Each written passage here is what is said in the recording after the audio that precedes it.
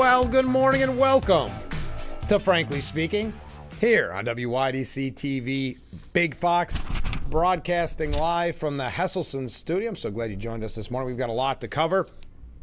As Mark writes in, good morning, Frank. Good morning. Tell us what you did at your job last week or you will be terminated. That is Doge's new statement. It sure is. We're going to talk about that. There's some pushback on that, but Elon Musk sending out that email. Tell us what you did last week. If you don't respond, they'll take it as your resignation. Another comment from a different viewer. Morning, Frank. Good morning. Given that the federal government is about to pass a $340 billion budget to rebuild our armed forces, secure our borders, and unleash our petroleum potential, and so on, why in the world does this idiotically run, spend-happy socialist state need a $250 billion budget? It's a good question. $250 billion for New York State to keep up and running. That is a fair question. Okay. Breaking last night, it looks like in Germany, the Conservative Party is going to be the clear victor in the parliamentary elections, even as support for the far right surged, according to exit polls. So it's kind of a center-right party. The CDU-CSU bloc is on track for that clear victory. The results pave the way for conservative leader Friedrich Merz to be the next leader. So there you are. There was some talk of that last week that they thought it could go the other way, that there wouldn't be a conservative push, but there is at the end. Also on the international front, Ukraine's Zelensky balked at the idea of the mineral deal, if you will.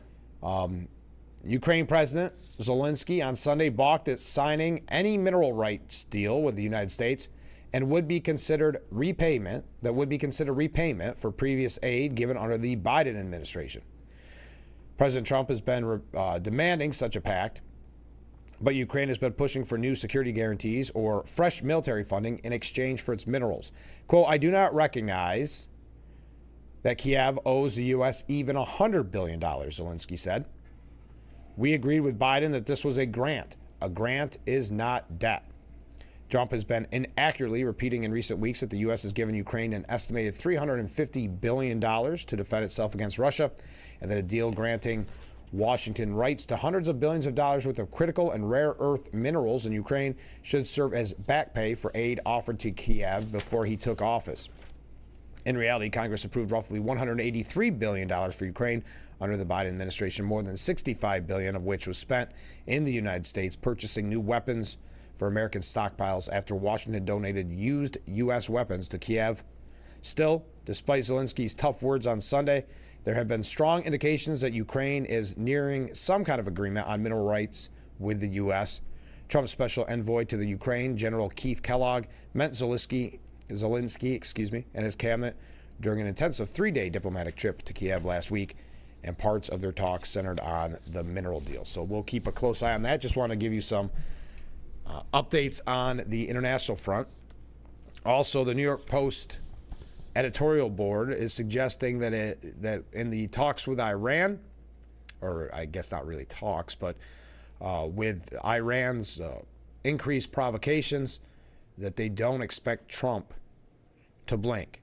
As the first phase of the Israel-Hamas ceasefire ends, Iran and its pawns are escalating their offenses in a clear test not only of Jerusalem's will, but of Washington's. We know about those bombs that went off in the buses that we mentioned on Friday's program. And we talked about the release of the hostages, the remains of the hostages, where originally it was not the right woman sent. That's changed. They did return the body of Ariel Bibas. I'm sorry, not Ariel, Siri Bibas.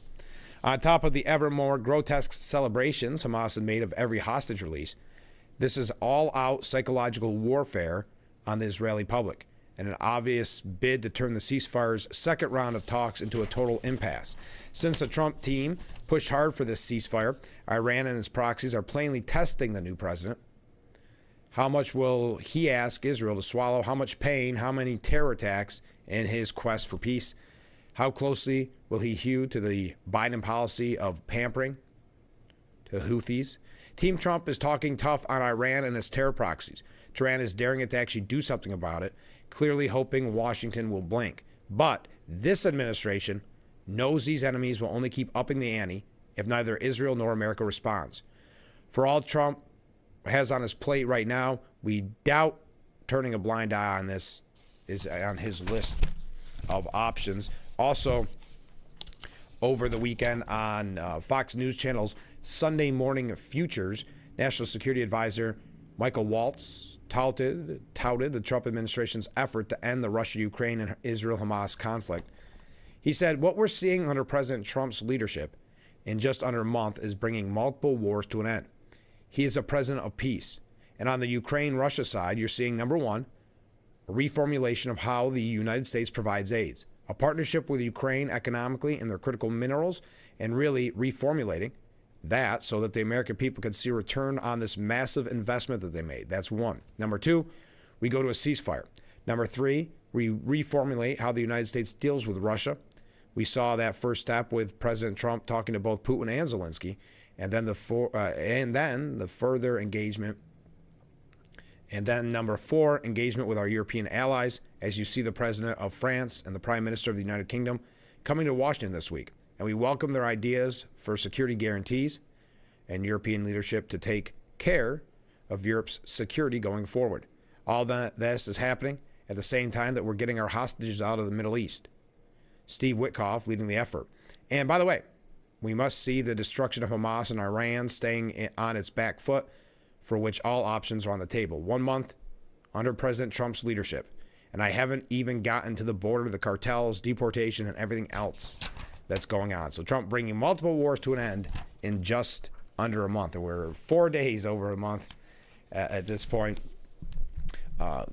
Elise Stefanik called Trump the president of peace and made a case for Trump receiving a Nobel Peace Prize, and also called for a global Doge. And Doge is really interesting. We're going to talk about it, as Mark mentioned when he texted in, that they did send out an email in these government agencies telling employees, tell us what you accomplished last week. If you don't respond, you'll be out of a job, essentially. I'm paraphrasing. We'll talk about that coming up in a little bit. Oh, I also should mention, we've got an exciting interview coming up. We're going to be talking with representatives from Mark Twain Chorus and the Crystal Chords. Joe, our good friend, is going to be on the show a little bit later on, and a member of Noteworthy, which is the Horseheads Middle School a cappella group. We're going to hear from them, and there may be a special treat, maybe a song coming up a little bit later on. That's in the 7 o'clock hour. But back to what Elise Stefanik said. Stefanik spoke at CPAC on Saturday. We talked about her seat in Congress and what the Governor Hochul was proposing, which was that delay. We talked about it with Assemblyman Phil Palmisano last week and Assemblyman Joe Semplinsky. Stefanik said President Trump is putting America first by demanding fair and reciprocal trade, unleashing American energy independence, cutting regulations, and demanding our government work for we the people, as President Trump's Doge is wasteful, un-American spending. This is because President Trump knows that a strong, safe, and prosperous America at home is a strong America abroad. Our economic security, our border security, our energy security is also our national security. The world is watching as President Trump reasserts his America First, peace through strength foreign policy. She expressed she is honored to have been nominated to join Trump's stellar national security team. There is no question that President Trump is the president of peace and deserves the Nobel Peace Prize for the historic achievements of his first term alone. There is a presidential precedent with 4 presidents winning the prize, including Theodore Roosevelt, Barack Obama. If you remember, that was very early on in his presidency. Even he kind of balked at it, saying it was a little too soon. But what Stefanik said, look at what President Trump has already accomplished in just 1 month. He secured the release of 6 American hostages in Venezuela, 2 Americans in Afghanistan, and American Israeli citizens in Hamas's captivity, a Pennsylvania teacher in Russia, an American citizen in Belarus.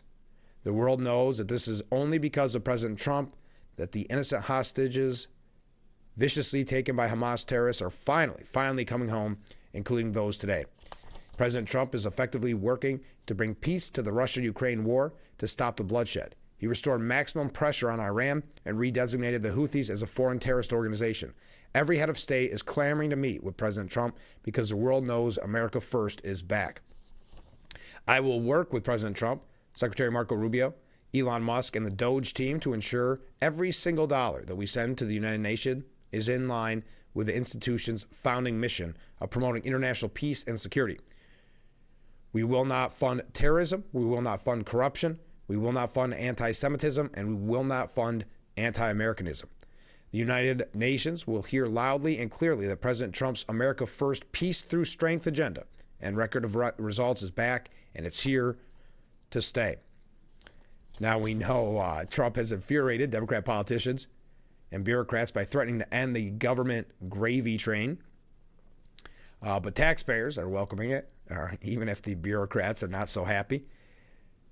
Stefanik said, this initiative is as common sense and America First as it gets. And yet Democrats have spiraled into a utter state of panic, calling President Trump and Elon Musk a threat to democracy, when the truth is Doge is a threat to the swamp's bureaucracy.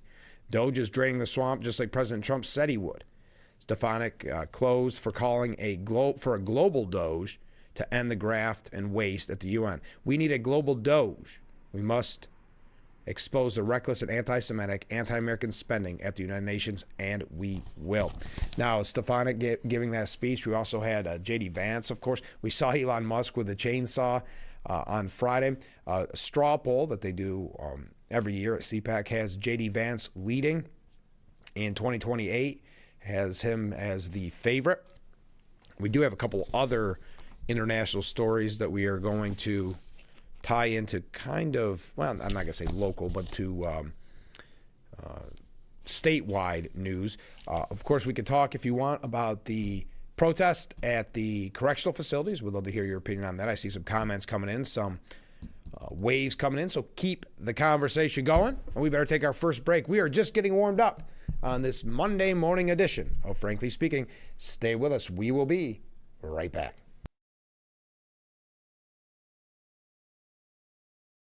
In today's world, securing your business is more important than ever. Protected with Boss Security's state-of-the-art alarm systems. When seconds matter, trust the experts. Boss Security is proud to safeguard local businesses across the Twin Tiers. Contact Boss Security today.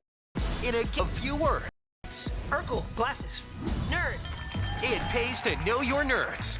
If you guys didn't get nerd with me sitting up here on this show, 25 words or less. Weeknights at 5 and 5:30 on Big Fox.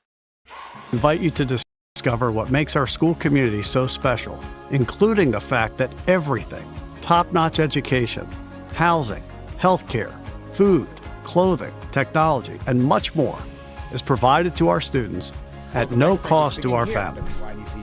This is thanks to the generosity of our founder, chocolate maker Milton S. Hershey, and his wife, Catherine. Big Fox, as we promised, here is our special treat. Take it away, guys.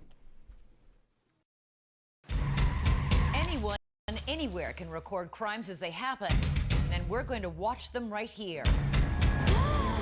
He just took his car.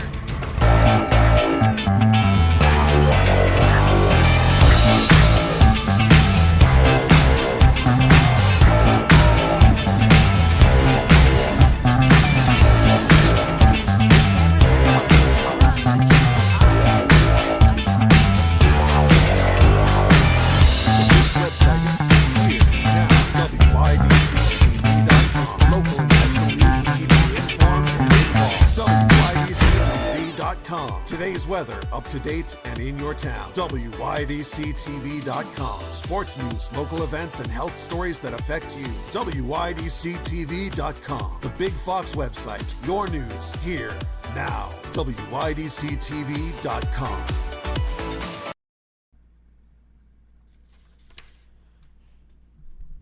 The Frankly Speaking Roof Cam, brought to you by Boss Security in Horseheads. Contact them today for all your business and home security needs. Welcome back as we broadcast live from the Hesselson studio here on Marcus Street and Corning. Thank you so much for joining us. A couple comments coming in.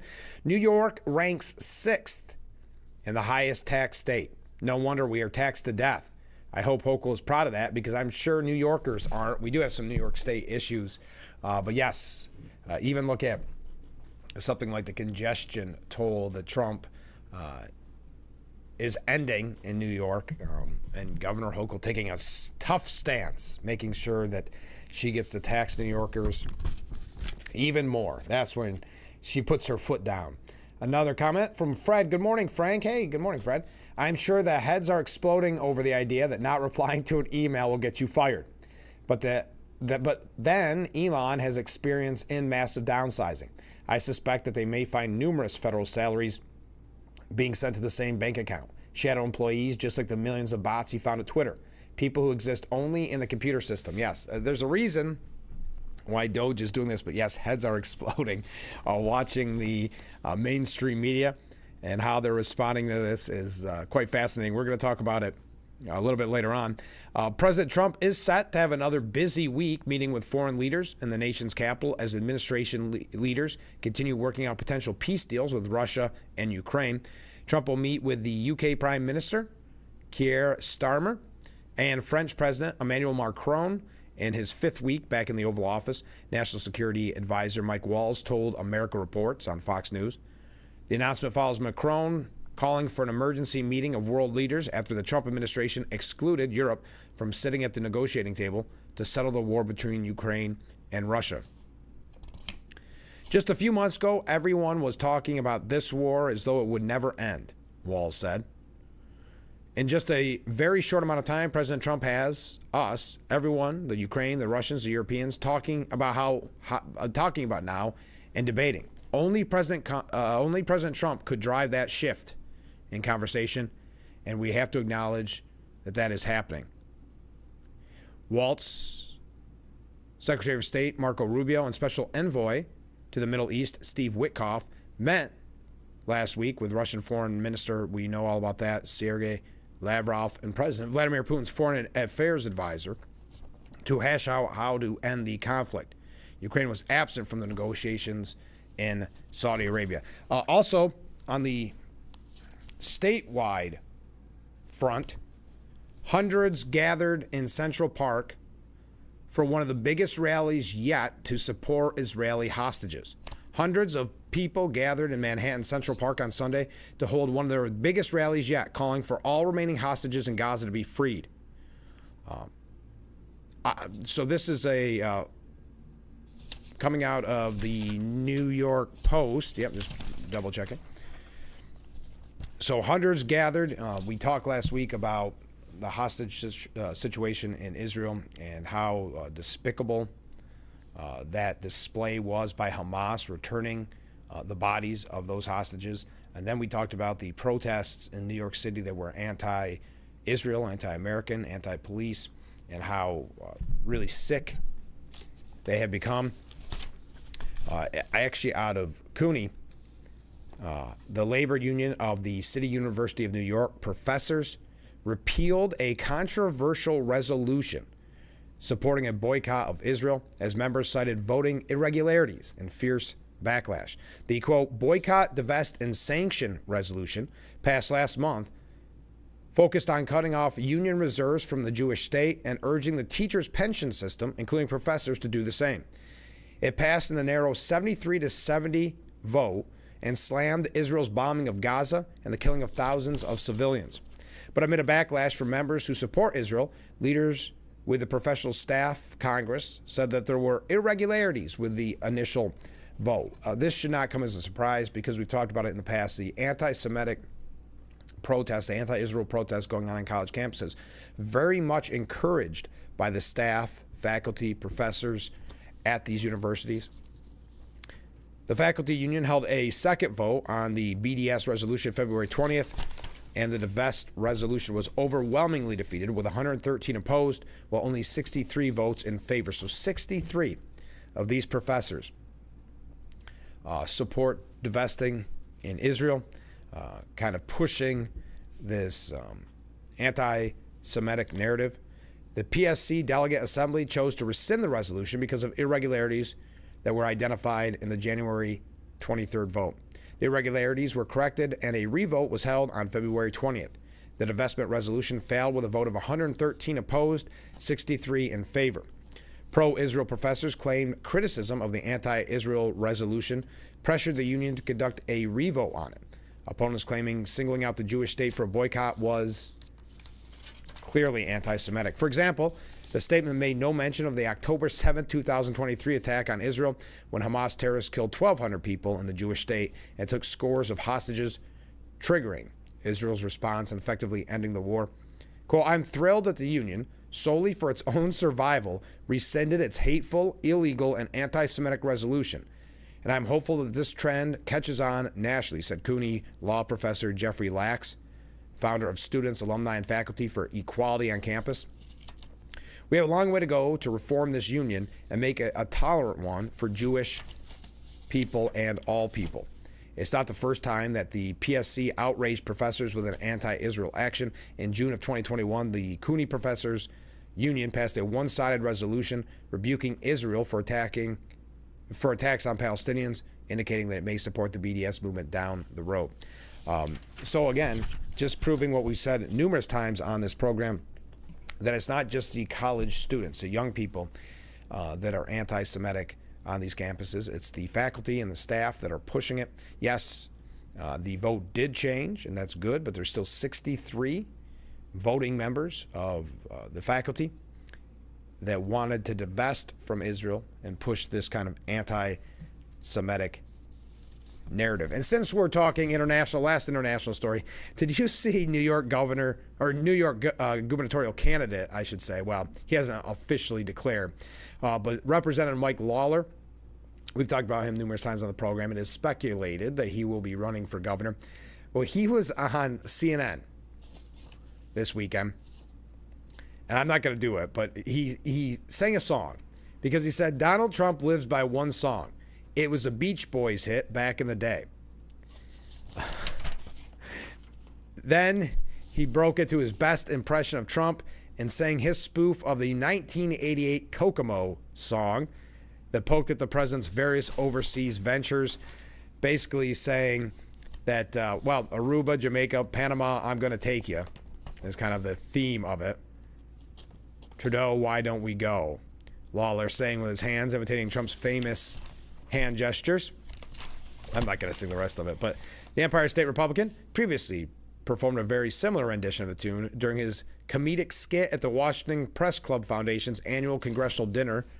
That dinner had taken place just one day after Trump shocked the world with his announcement that the U.S. will take over the Gaza Strip and help rebuild the war-ravaged territory.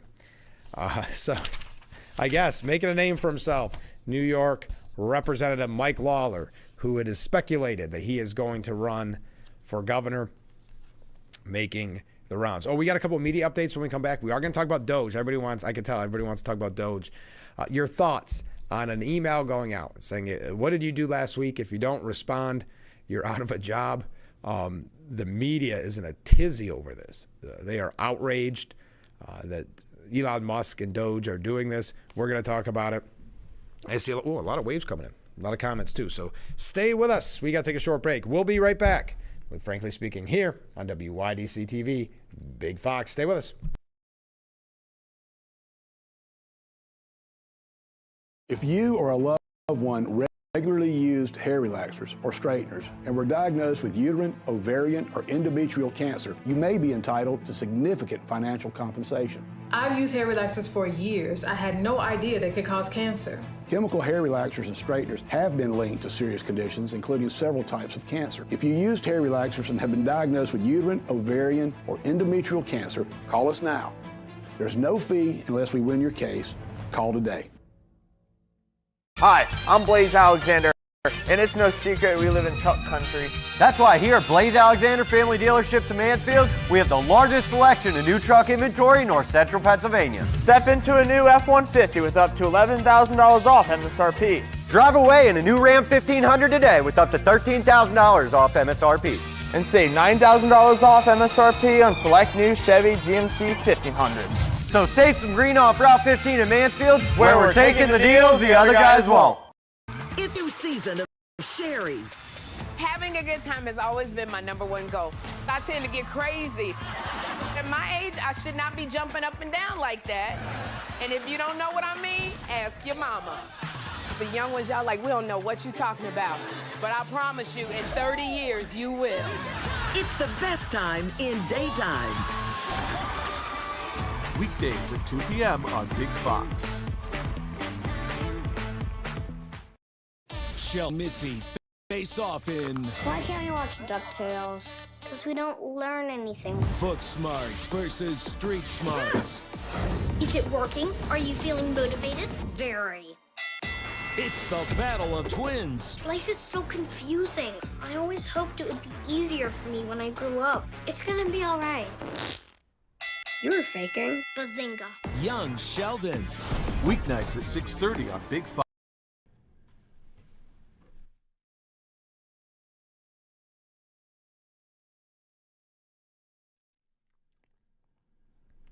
The Frankly Speaking Roof Cam brought to you by Boss Security. Contact them today for all your business and home security needs.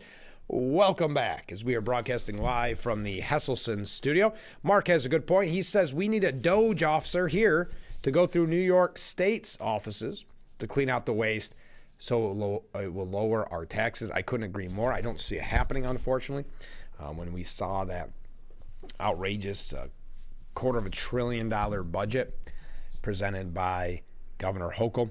We are going to talk with Assemblyman Phil Palmisano in a couple of weeks. I talked with him on Friday, so we can go over what is being done in the budget process. But this was announced, I want to say it was on Saturday, but it may have been Sunday, that MSNBC has canceled Joy Reid's show. Now, Joy Reid is far left. She's very much anti-Trump. She said some pretty outrageous things throughout her career. But this is a part of a major overhaul at MSNBC as their ratings have plummeted since Trump took office. The 7 p.m. program, hosted by ardent Trump critic Joy Reid, will be replaced by a new panel show featuring co-hosts Alicia Menendez, Michael Steele, and Simone Sanders Townsend, according to the New York Times. The final episode of Reid's show, The Readout, will air sometime this week, ending a mainstay of MSNBC's lineup for the past 5 years. Now, MSNBC has declined to comment on this, but it marks the first large-scale shakeup of MSNBC's new MSNBC's new president, Cutler, since she took over the liberal network earlier this month, as it looks to double down on its leftist agenda during the second Trump administration. Reid, one of the most prominent Trump bashers in the mainstream media, has been a fixture at the network since 2011, hosting the weekend talk show AM Joy since 2016 before being named anchor at the 7 p.m. time slot. We know about some of her controversial statements in the past. We don't need to go through all of that. But if you remember back in December of 2017, a series of homophobic posts were discovered on her blog, and also conspiracy theories on 9/11. Now, initially, Reid denied penning the hateful missives. She claimed she had been hacked. But that, of course, was dismissed after more research. Reid opened on April 2018 episode of AM Joy with what critics said was a non-apology apology, in which she admitted she couldn't prove she had been hacked, but stuck to her claim that she didn't remember writing the posts, if you recall that. But this is one of the major changes. Expect more to be coming at MSNBC as their ratings plummeted after Trump was reelected. MSNBC's chief tells blindsided staffers of canceled Joy Reid show that they'll be laid off but can apply to a new job at the network. They're calling Doge, a little bit Doge at MSNBC. Yes, so the staffers at Joy Reid's show have been laid off. The 30-minute meeting was tension-filled as Reid staffers were annoyed that they first learned through media reports about the end of the show that runs at 7 p.m. on weekdays, and consequently that they'd be out of a job.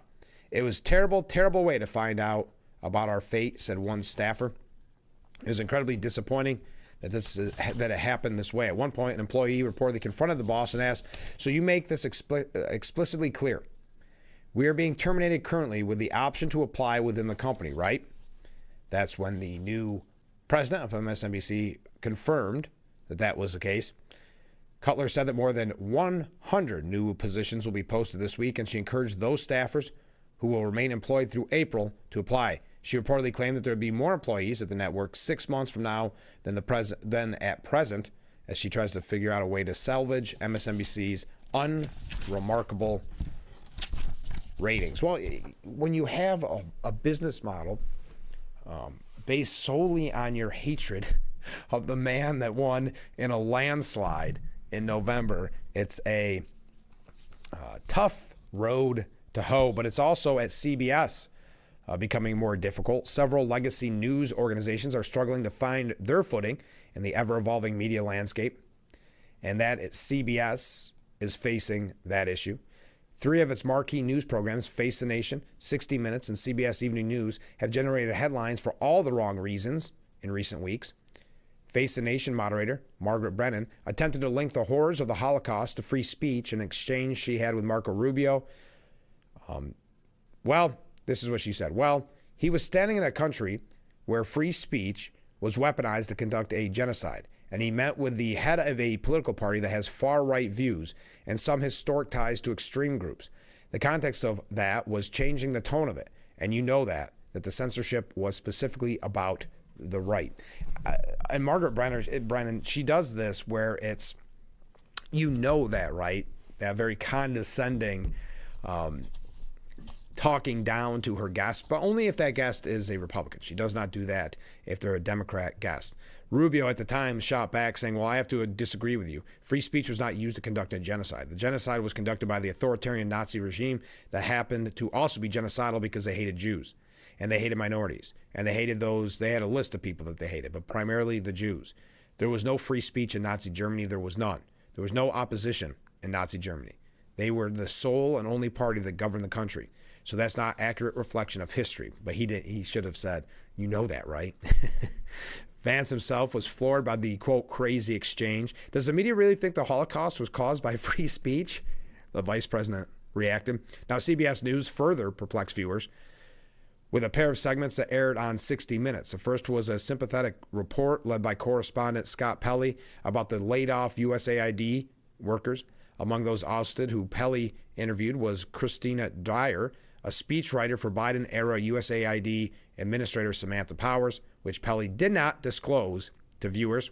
The report then put a spotlight on German strict laws cracking down on offensive online speech, authoritarian efforts spun by 60 Minutes correspondents in an effort to bring civility to the internet, boasting how prosecutors argue that there are protecting democracy and discourse by introducing a touch of German order to the unruly World Wide Web. There was little to no pushback or skepticism of Alfonsi's interview with German officials and activists who all supported the restricted speech. Critics noted that the 60 Minutes report validated Vance's choice words to European allies who don't abide by free speech principles. We continue. This has to say something about the culture in the CBS newsroom. CBS is not alone in the journalism sphere with its crusaderism, but its mistakes are piling up as Face the Nation and 60 Minutes take heat. CBS's Evening News has seen continued ratings woes following the January departure of Norah O'Donnell, who anchored the program for 5 years. John Dickerson and Maurice DuBois succeeded O'Donnell, and the show pivoted from its traditional news-driven format to a magazine-style program. Bill Owens, executive producer of 60 Minutes, was tapped by network bosses last year to also oversee CBS Evening News, but the program has continued to fall behind ABC and NBC under the watch. So it's the mainstream media struggling to get their footing in the Trump era. We know that their focus before the election was criticism of Trump, and now it's a focus on issues like Doge and Trump and the constant attacks. We're going to talk about Doge here in just a moment. I have a couple other things I want to get to. I hope we can get to all of it. We're kind of going to lean into Doge and start talking about that, but please keep the comments coming in. I know everybody wants to talk about Doge. Receiving that email, essentially saying that they are requesting to understand what they got done last week and that failure to respond will be taken as a resignation. That's what the email says. So you have to give your top 5 successes, I guess, for lack of a better word, from last week. The email from the U.S. Office of Personnel Management instructed employees to respond by 11:59 p.m. today. So they have till midnight, essentially tonight, to list their 5 accomplishments from the prior week. The email warned respondents not to share classified information, and it did not suggest termination like the post on X did. So the email is a little bit different. The post on X stated that they would be fired. The email itself did not say that, but just said you better list essentially your 5 accomplishments from last week in an email before midnight tonight. Now, they're claiming security issues and that it could be a real problem, or could violate attorney-client privilege or break rules or laws. Union leaders have objected. You've seen a fight from the bureaucracy on this. We're going to talk about it here in just a little bit, but I got to take a short break. Stay with us. We'll be right back with Frankly Speaking here on WYDC TV, Big Fox.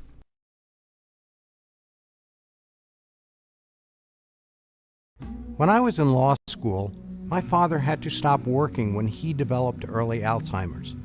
Social Security disability benefits saved my parents financially. I'm Peter Gorton of Lockman & Gorton.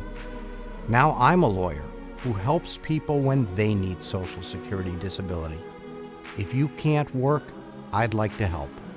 For a free consultation, call Lockman & Gorton toll-free 1-800-698-0567. Let beat the dark days of winter and have a vacation from taxation with the Hustlesense Hot Tub. What better way to start or end every day than with hot water therapy and your very own Hustlesense Hot Tub. With every spot purchase, Hustlesense guarantees great customer satisfaction and the best service team in the area. Plus, with Hustlesense Vacation from Taxation sales event, free steps, free cover lifter, free music, and 0% interest-free financing. Ask about Hustlesense Chemical Auto Ship program and save even more. Stop in today and see why after 70 years it's still fun to poke in the corners at Hustlesense. Anywhere can record crimes as they happen, and we're going to watch them right here. He just took his car.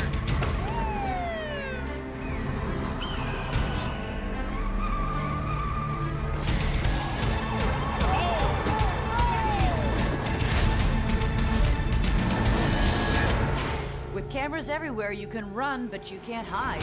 Watch iCrime. Name something with a diamond in it. Diamondback rattlesnake. It's in the name.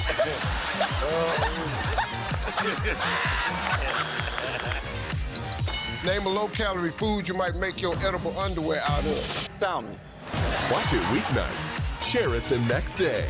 Wild caught Norwegian teriyaki. Share in the fun. Weeknights on Family Feud. 7 and 7:30 on Big Fox. The Frankly Speaking Roof Cam brought to you by Boss Security in Horseheads. Contact them today for all your business and home security needs. Welcome back as we broadcast live from the Hesselson studio. I'm your host, Frank Hakem. Thank you so much for joining us. Let's go through some viewer comments. Step back. There we go.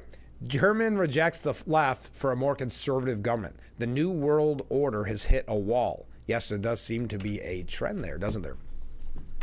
With more conservative leaning leaders. Comment from a different viewer. The Democrats crying about the Trump mineral deal is that Ukraine offered the deal to the Biden administration. They turned it down. Thank you very much.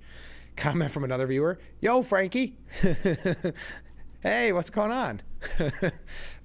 Ken writes in, I would like to recap Sunday's legacy media propaganda shows. Okay, thanks, Ken. Sorry that you watched them, but thank you. Trump's bad. Trump's ratings falling.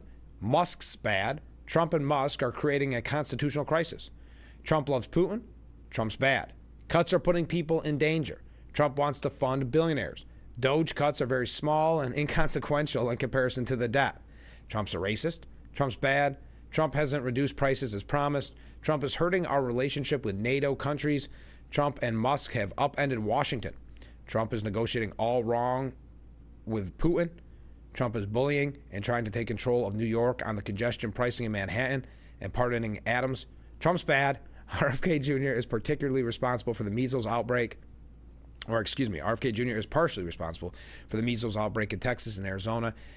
and they minimize the threats of unvaccinated illegal immigrants entering the country without health checks. Did I mention that Trump is bad? Not one positive word about the Trump administration from the three legacy media anchors. Oh, I almost forgot. Dems are good. Yeah, it's why their ratings are suffering. I mean, never mind Joy Reid. I mean, she's far left. We know that. That's MSNBC. That's kind of a different ball game.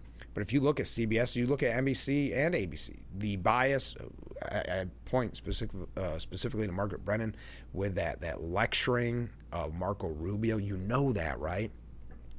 As if everybody's supposed to accept the fact that the Holocaust happened because of free speech. Yes, there is obviously an anger and a hate, and an anger and a hate that they don't hide when you watch the interviews. That's why I was so impressed with Tom Cotton, J.D. Vance during the election season, and how they were able to handle those interviews is quite impressive. One thing quickly that you may not see in the mainstream media.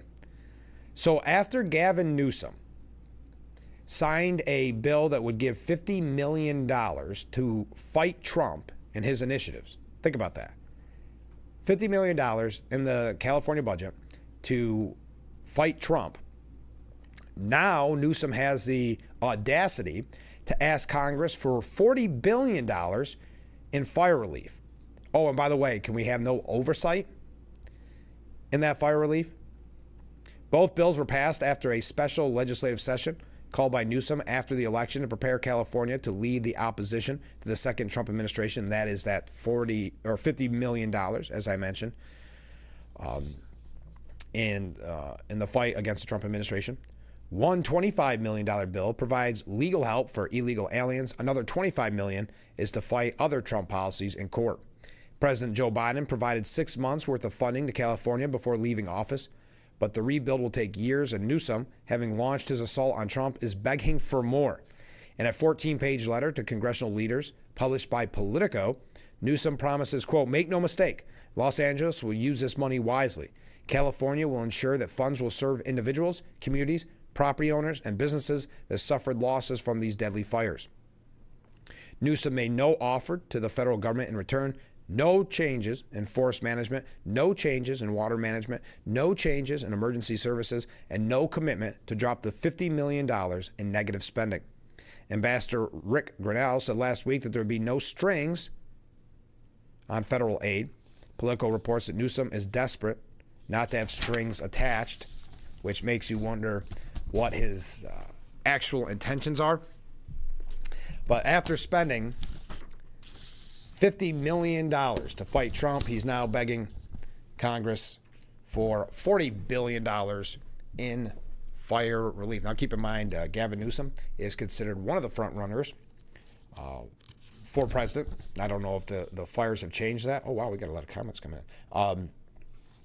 But definitely raises some concerns. Oh, speaking of front runners, we had mentioned CPAC. I don't know if you had an opportunity to watch much of CPAC over the week. But Vice President J.D. Vance handily won the 2028 Republican presidential nomination straw poll at the Conservative Political Action Conference this week, receiving an overwhelming majority of votes from former Trump advisor Steve Bannon and Florida Governor Ron DeSantis. The poll asking CPAC attendees who they would vote for in the next GOP presidential primary election. They were asked to separate. There was, Vance, Bannon, DeSantis, Marco Rubio, at least Stefanik. Now, Rubio and Stefanik both garnered about 3%, while Donald Trump Jr., Tulsi Gabbard, and former 2024 presidential candidate turned Trump ally Vivek Ramaswamy each got 2%. Sarah Huckabee Sanders, Rick Scott, Kristi Noem, and Nikki Haley each garnered 1% of the vote. Greg Abbott was also a choice on the straw poll, but received no votes, and 4% of the conference goers remained undecided. So, Vance received 61% of the vote. The runner-up was Steve Bannon with 12% of the vote. So your thoughts on that? Who is your front runner for 2028? I know it seems like the presidential election just got over, because it did. Trump in office a little over a month now, a month and 3 days. So your thoughts on that? J.D. Vance the far and beyond frontrunner for the Republicans in 2028, according to CPAC. All right, we got some comments to read when we come back. Stay with us. I just heard the Corning whistle, so we'll be right back after this. If you or a loved one regularly used hair relaxers or straighteners and were diagnosed with uterine, ovarian, or endometrial cancer, you may be entitled to significant financial compensation. I've used hair relaxers for years. I had no idea they could cause cancer. Chemical hair relaxers and straighteners have been linked to serious conditions, including several types of cancer. If you used hair relaxers and have been diagnosed with uterine, ovarian, or endometrial cancer, call us now. There's no fee unless we win your case. Call today. Our son Brett to a glioblastoma. This was our last chance to show our community who he really was. Carpenters, Phillips, and Flint, they were so willing to create that ceremony however we wanted to do it. They could not have been more gracious. You should consider them highly. You'll feel good about your thoughts and your decisions. Visit carpentersphillipsflint.com to learn more about our family-owned funeral homes. Invite you to discover what makes our school community so special, including the fact that everything, top-notch education, housing, healthcare, food, clothing, technology, and much more is provided to our students at no cost to our families. This is thanks to the generosity of our founders, chocolate maker Milton S. Hershey and his wife, Catherine.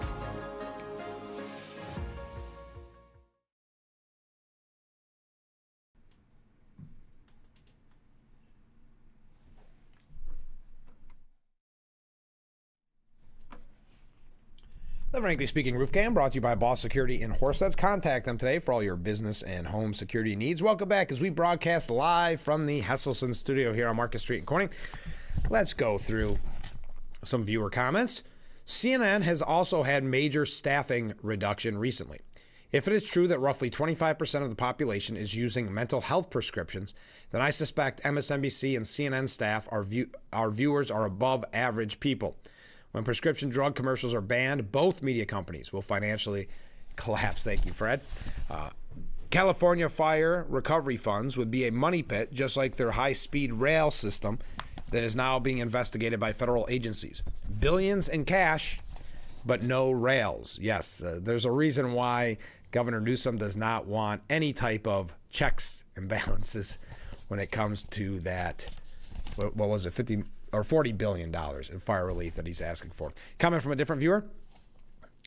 It's a case of accountability. A huge problem with government employees is that they get paid whether they perform or not. They know this and take full advantage. Yes, that was one of the innovative ideas that Doge had early on, which is you no longer can work from home. And if that's a problem, you could take this kind of severance pay. And many of those workers did. And now we see a pushback on this email that came out yesterday. I believe it was me. It came out Saturday. Asking for your 5 accomplishments from last week. Now, originally it was text over Twitter, I should say, that said that they would be fired if they didn't respond. That seems to have changed a little bit from the email. We're going to talk about that. But big news coming out last night. Trump has announced that Dan Bongino is now the FBI Deputy Director. Conservative commentator and ex-Secret Service agent Dan Bongino has been named Deputy, I think I'm pronouncing his right name, Dan Bongino, has been named Deputy Director of the FBI. Great news for law enforcement and American justice. Dan Bongino, a man of incredible love and passion for our country, has been named the next Deputy Director of the FBI by the man who will be the best ever director, Kash Patel, said the president. Dan has a master's degree in psychology from CUNY and an MBA from Penn State. He was a member of the New York State Police Department, New York's finest, a highly respected special agent with the United States Secret Service, and is now one of the most successful podcasters in the country, something he is willing and prepared to give up in order to serve. Working with our great new United States Attorney General, Pam Bondi, and Director Patel, fairness, justice, law, and order will be brought back to America and quickly. Congratulations, Dan. Bongino is a former NYPD officer and worked as a special agent for the Secret Service before pivoting careers. He previously hosted the Fox News show Unfiltered on Saturday nights before he parted ways with the network back in 2023. Bongino currently hosts the podcast The Dan Bongino Show, which Trump said he would end in order to get back into law enforcement. He tweeted out, "Thank you, Mr. President, Attorney General Bondi, and Director Patel." Now, the FBI Director, Kash Patel, who got confirmed last week, is going to run the ATF. He'll be tapped to run the ATF, according to Fox News. The Associated Press reported that Patel will be acting director of the ATF, Alcohol, Tobacco, and Firearms, crediting the information to a Justice Department official. This coming from the Associated Press. The Justice Department official spoke on the condition of anonymity to discuss the move before it was announced publicly. White House officials didn't immediately respond to a request for comment on Saturday evening. The ATF went around Congress to introduce numerous regulatory gun controls during Biden's presidency. Those controls include so-called ghost gun regulations, an engaged in the business rule, which was intended to expand background checks, and a ban on stabilizer braces for AR pistols. These regulatory actions drew the ire of American gun owners and congressional Republicans, with Representative Eric Burleson emerging in November of 2024 with a call to abolish the agency. As recently as February 22nd, Burleson used a post to highlight his bill, which is designed to abolish the ATF, eliminating the redundant agency that consistently violates Second Amendment rights. So now Kash Patel will be the head of Alcohol, Tobacco, and Firearms. We've got a lot to get to with Doge. Keep the comments coming in. We'll be right back with Frankly Speaking here on WYDC TV, Big Fox.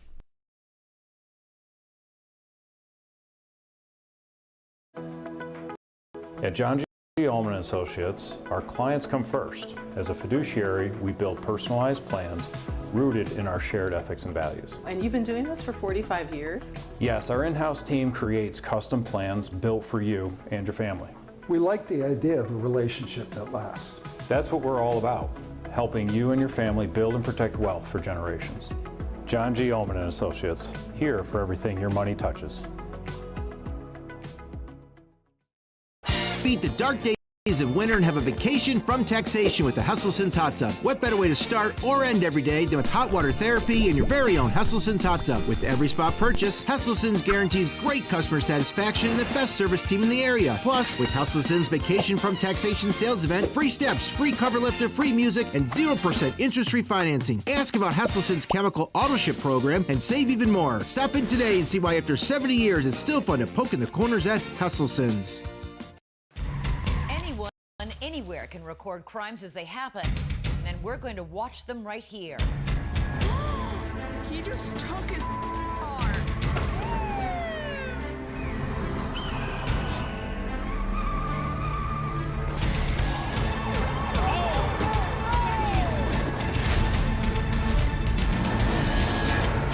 With cameras everywhere, you can run, but you can't hide. Watch iCrime.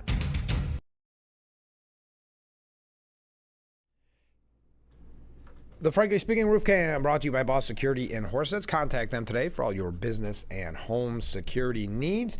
Welcome back as we broadcast live from the Hustlesense studio here on Market Street in Corning. We're going to go through some viewer comments and wrap up hour number one. Boy, it's going fast. We're going to talk a lot about Doge in the next hour. As I mentioned, we're going to have some guests from the Mark Twain Chorus to the Crystal Chords, Noteworthy, which is the Horseheads Middle School group, because they have an upcoming concert called Happy Together. And that is at Horseheads High School on Saturday, March 29th at 7 p.m. Doors open at 6:30. We're going to find out about that. We may just get a special treat and get to hear a song as well. All right, comments from viewers. I wouldn't give Newsom a red cent, as he is just another corrupt Democrat. Instead, set up an office there to help the people run by a competent person. Thank you very much. Bongino, yeah, I was pretty close, right? Bongino, I think I had it pretty close. He was kind of making it big right as I was getting out of radio, but I remember really enjoying his show. Comment from a different viewer. Good morning, Frank. Please thank Ken for the recap. Yes, thank you, Ken. Thanks for watching the Sunday shows for us. Comment from a different viewer. Good morning, Frank. Well, good morning. You're too reliant on the Corning whistle as a cue. I believe that Kamala is still unemployed. Maybe she could be your timekeeper so that you could be unburdened by what has been. Choose your burden. Thank you very much. She was in the news. She received an award from, what was it? Do I have it here? I thought I had it here somewhere. We got a couple updates actually on Democrats.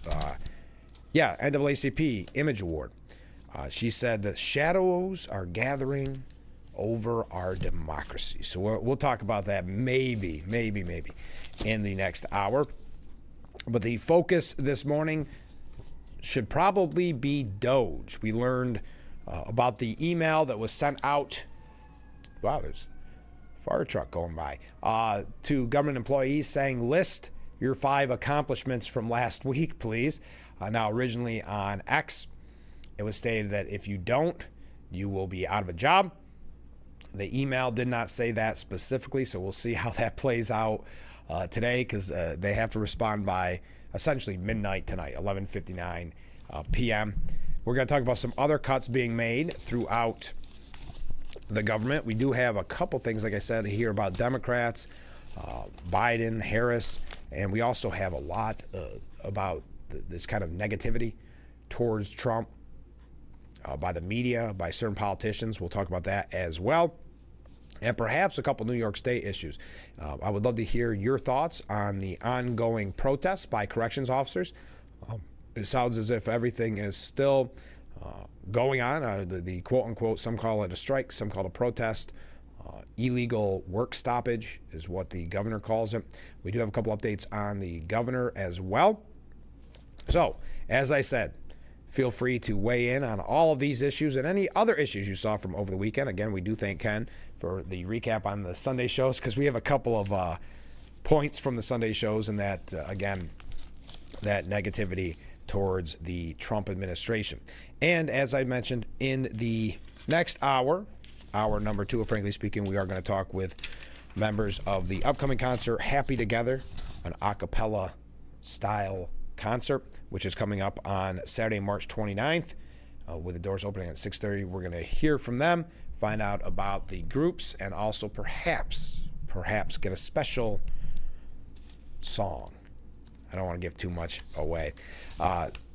There's also your thoughts on Doge or the Trump administration essentially taking over the post office. There's some talks of that, kind of reforming the post office. I find that interesting because we know every year that the post office loses a lot of money, so maybe there's an opportunity here to help it grow and get back essentially on its feet. I would love to hear your thoughts on that. And if you are new to the program, you see that number on the bottom of your screen. You can reach out at any time. Look, we already have 15 waves. You can send in a wave, or you can send in your comments at that number on the bottom of the screen, either text or leave a voicemail. Okay, hour number 1 in the books. Thank you for all the conversation. Keep the conversation coming to that number. We'll be right back with Frankly Speaking here on WYDC TV. Big Fox, stay with us.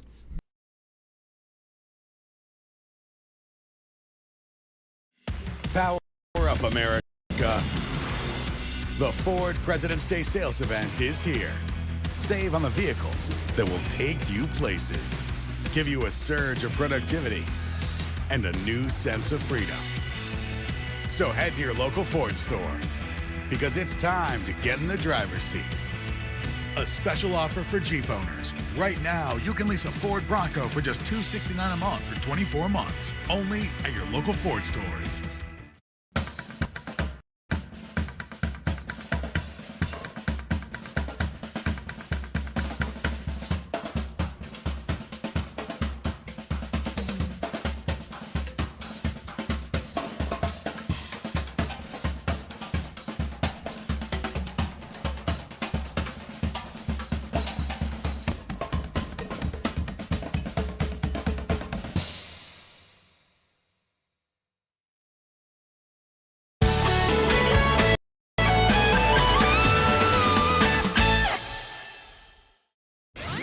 The Fox Sports app isn't just any sports app. It's your sports app.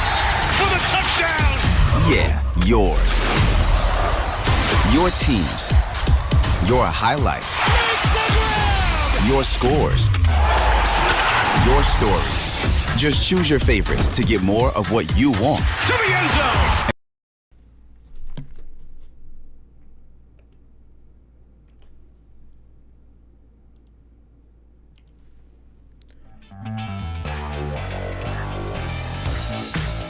Hour number 2 of Frankly Speaking, broadcasting live from the Hesselson studio. Thank you so much for joining us this morning. I want to mention this. This is a little bit of older news. You may have heard this on Friday, though you may not have. I'm not sure how much coverage it received. But Congressman Nick Langworthy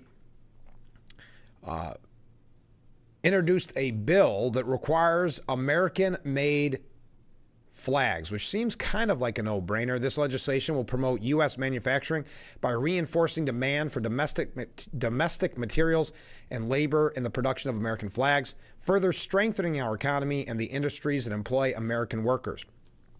The American flag is one of the most enduring symbols of our democracy, obviously. However, many flags flown on federal property or purchased by federal agencies today are manufactured overseas using foreign materials. This diminishes the value of our flag as a symbol of national pride and as a product emblematic of the American worker. Currently, the Federal Trade Commission has standards in place to protect consumers through country of origin labeling requirements, but enforcement and compliance are inconsistent. This allows foreign-produced flags to be labeled as American-made despite not meeting the strict standards Americans expect. This is what the congressman had to say. This is a no-brainer. American flags should be made in America. Our flag is a symbol of democracy, power, and glory. The best way to honor these principles is to make sure our nation's economy and American manufacturers benefit from it. Now, there's quite a few co-sponsors on the bill. We're not going to read through every single one of them, but seems, as he says, to use Congressman Langworthy's own words, does seem like a no-brainer. Okay, I wanted to mention that before we forgot. All right, DOGE and the EPA have cut $67 million in grants for far-left groups that were pushing Biden's environmental justice mandate. The U.S. Environmental Protection Agency, led by Lee Zeldin, teamed up with the Department of Government Efficiency to put the kibosh on more than $67 million in grant money once earmarked to push ex-President Joe Biden's environmental justice mandate. The EPA and DOGE flagged 21 grants totaling $77.1 million previously awarded to 20 far-left nonprofits and universities. And the Trump administration will withhold $67.4 million in payments yet to be made. $67.4 million.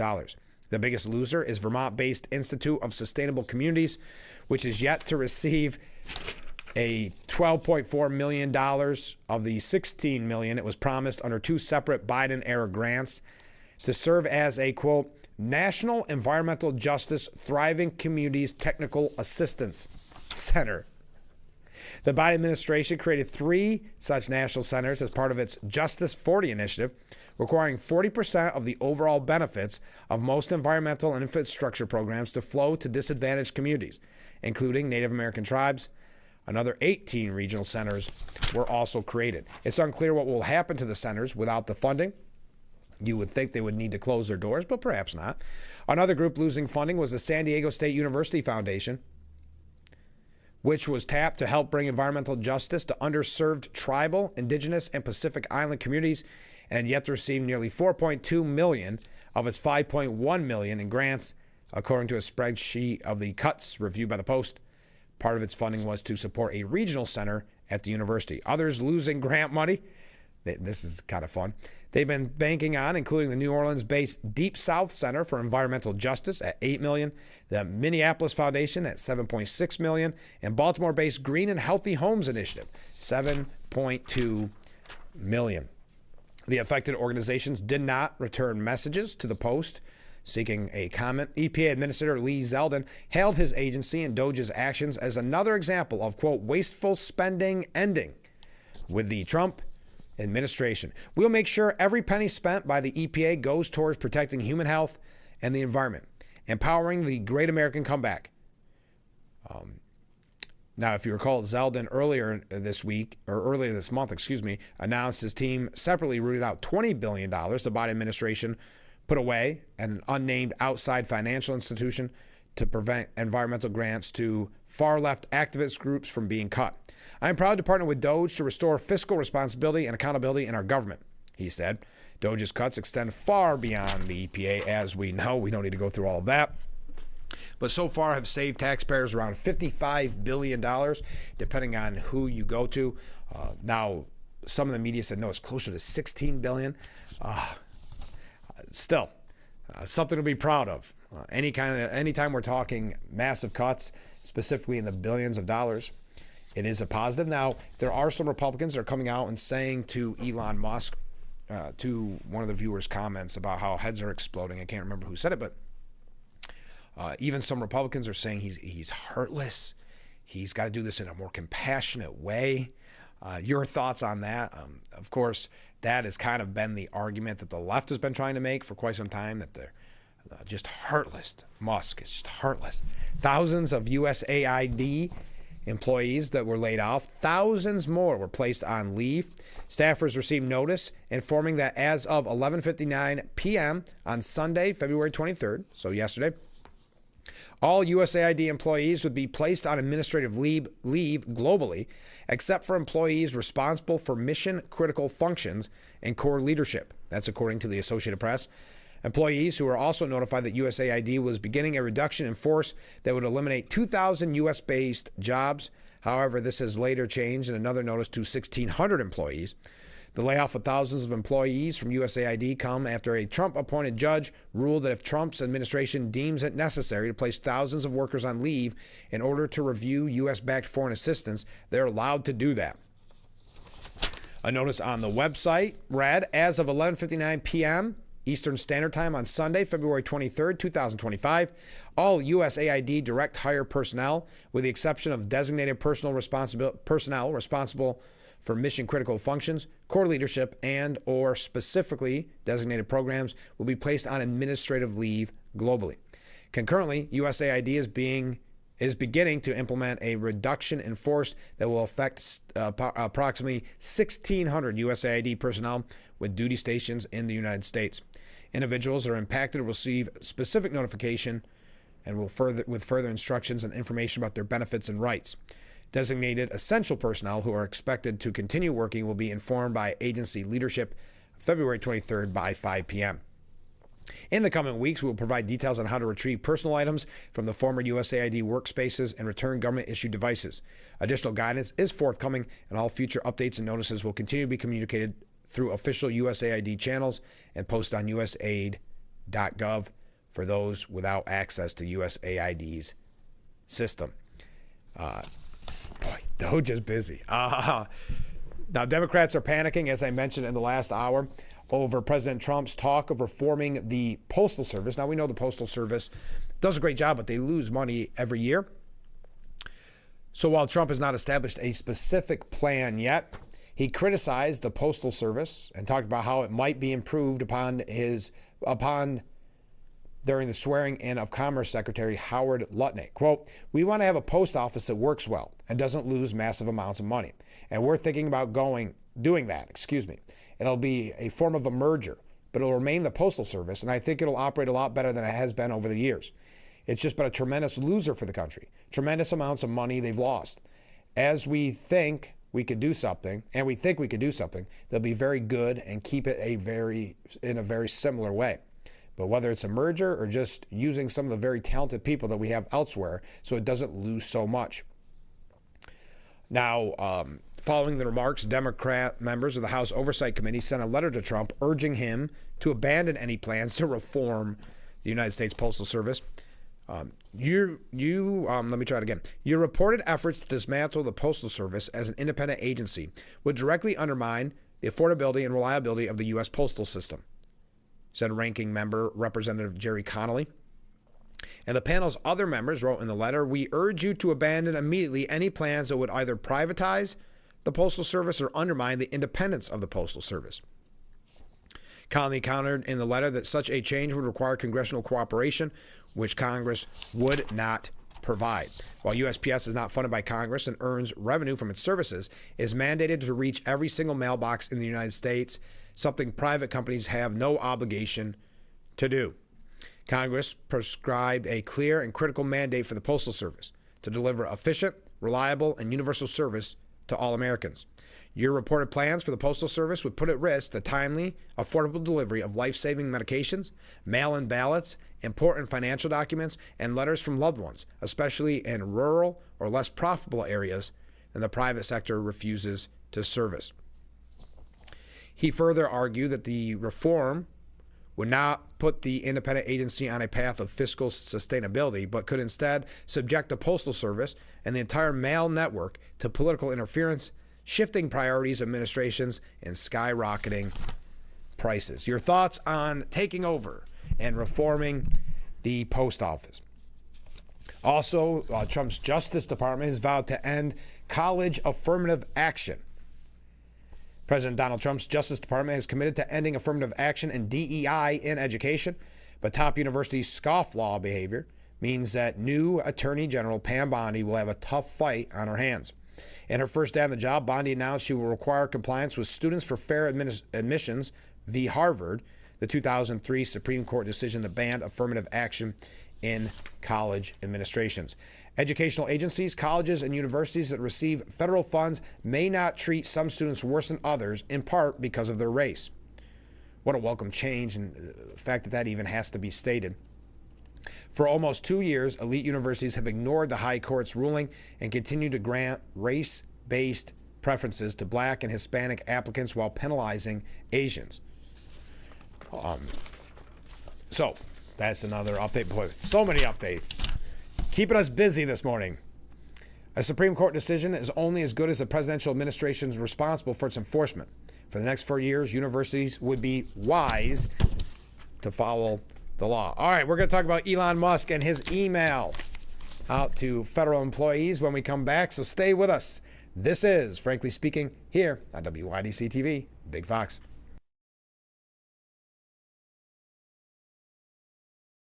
Young's Tires at 909 Chemung Street in Horseheads is the area's most trusted automotive repair facility. Check engine light on? Visit Young's Tires for a complete diagnostic check. Trust Young's Tires for complete repair, including tires, suspension, brakes, and more. For over 50 years, Young's Tires in Horseheads has been your trusted automotive repair shop. Whether you're an off-roader looking for a suspension upgrade or you want to get your star player to the game, trust the team at Young's Tires.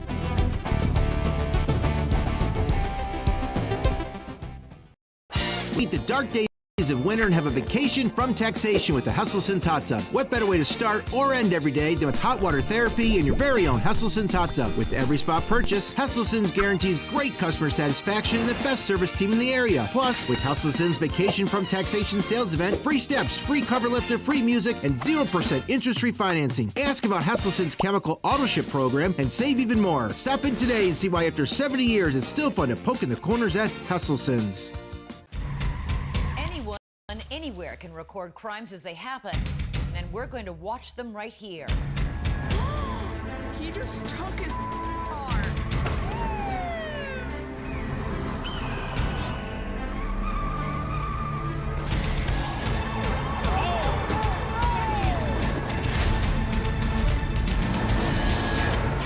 With cameras everywhere, you can run, but you can't hide. Watch iCrime. The Bix website is here now. WYDCTV.com. Local and national news that keeps you informed and involved. WYDCTV.com. Today's weather up to date and in your town. WYDCTV.com. Sports news, local events, and health stories that affect you. WYDCTV.com. The Big Fox website. Your news here now. WYDCTV.com. The Frankly Speaking Roof Cam brought to you by Ball Security in Horseheads. Contact them today for all your business and home security needs. Welcome back as we broadcast live from the Hustlesense studio here on Market Street in Corning. Let's go through some viewer comments. I'm going to be a little careful with this one because it's early on, but I'm going to try. I have friends that work as corrections officers in Elmira, and the stories of working conditions are terrible. Prisoners saving and collecting their excrement. and then throwing it on the COs, then having to go to the hospital, be tested for several diseases. Yes, we've heard some horror stories. That is for sure. That's why our thoughts go out to the corrections officers and those that are out in the cold protesting currently to end the HALT Act. Comment from a different viewer. I know how Trump can really get on Hochul's last nerve is to make it a national emergency to start fracking in New York, as we need the resources for national security and using our own resources. Yes, that would cause some pretty immediate issues with Governor Hochul. We may get to some New York State updates, but thank you for that comment. That would be that'd be fun to watch, that's for sure. Fred writes in, it is so nice to have a vice president who is quoted saying, frankly, Martha, I don't care. And better yet, do you hear yourself? In reference to gangs taking over apartments. Word salad is no longer on the menu. The condescension in Martha's questions to JD a few weeks ago about FEMA being needed because, quote, you can't seriously expect states like Mississippi, Alabama, and Kentucky to know what to do in an emergency. Thank you, Ken. I couldn't watch them twice. Yes, Ken watching the Sunday morning shows and passing along his recap. Now, the big story of the day, Elon Musk revealed that all federal employees would be receiving an email asking them to explain what they accomplished over the past week, adding that not responding would be, quote, taken as a sign of resignation. This is the exact post from X. Consistent with President Donald Trump's instructions, all federal employees will shortly receive an email requesting to understand what they got done last week. Failure to respond will be taken as a resignation. Musk's post comes as President Donald Trump signed an executive order directing the heads of federal agencies to prepare for large-scale reductions in force. The executive order also states that the director of the Office of Management and Budget shall submit a plan to reduce the size of federal government's workforce through efficiency improvements and attrition. Now, this very much ties in with the returning to work, no longer working from home. The workforce, they're saying, is in a bit of mass civil disobedience. Department of Government Efficiency Chair Elon Musk announced that they had to put their accomplishments in that email. This is a good opportunity for mass civil disobedience. Musk has no authority to do this. Encourage all federal employees to report to work, prepare GFY letters, and continue to demonstrate the public service and patriotism he lacks, said Illinois Democrat Representative Sean Casten. It takes a remarkable combination of arrogance and stupidity to think this is the best use of your time for our intelligence officers, VA workers, air traffic controllers, and everyone else we depend on to do their job well. Now, I wouldn't think that would take too much time to list your accomplishments, but okay. I can't use the terms that Senator Tina Smith used. It got quite vulgar. I bet a lot of people have had an experience like this with a bad boss. There's an email in your inbox on Saturday night saying, prove to me you're worthless or your worthiness by Monday or else. I'm on the side of the workers, not the billionaire business or bosses. But I got to be careful because there's a lot of cuss words in here. Musk said, to be clear, the bar is very low here. An email with some bullet points that make any sense at all is acceptable. Should take less than 5 minutes to write. The bar is very low here. Musk's message followed when President Trump said over the weekend, which was kind of interesting, he said that he wished Musk would be more aggressive. That was his kind of his criticism of Musk. So Musk responded over Twitter saying, "Will do, Mr. President."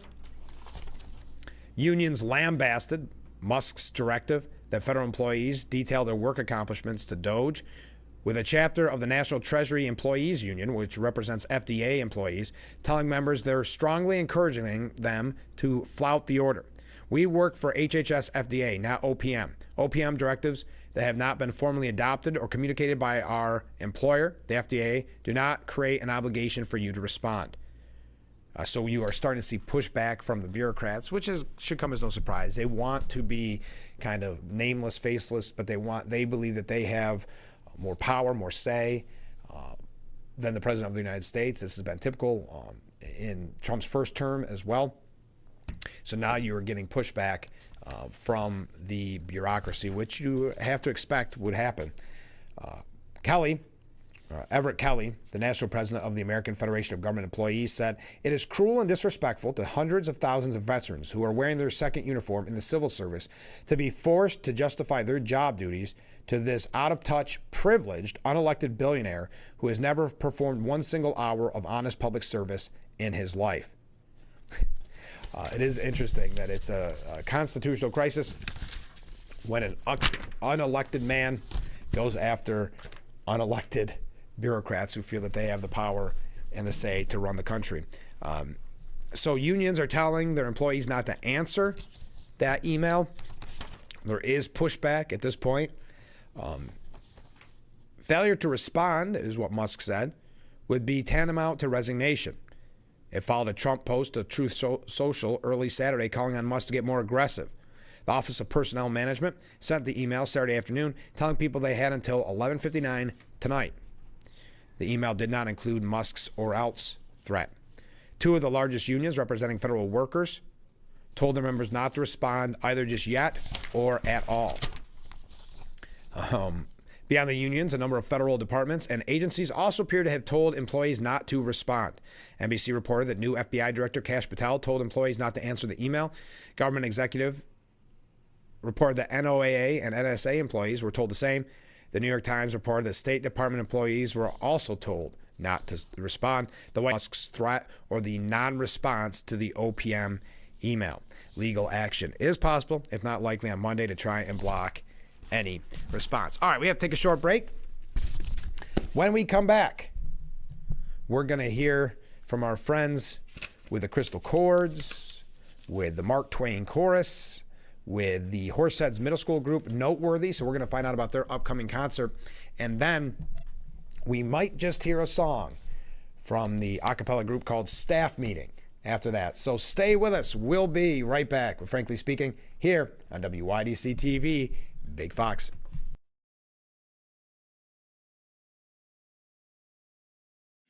Power up, America. The Ford President's Day sales event is here. Save on the vehicles that will take you places, give you a surge of productivity, and a new sense of freedom. So head to your local Ford store, because it's time to get in the driver's seat. A special offer for Jeep and GM owners. Lease a Ford Explorer for $259 a month for 24 months, only at your local Ford stores.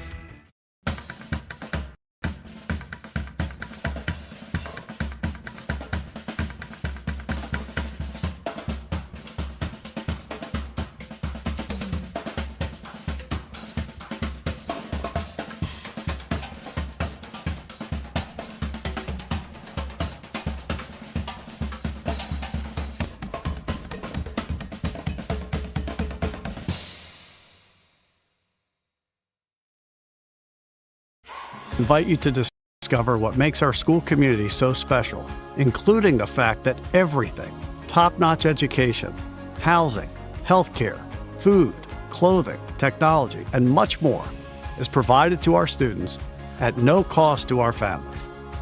This is thanks to the generosity of our founders, chocolate maker Milton S. Hershey and his wife, Catherine.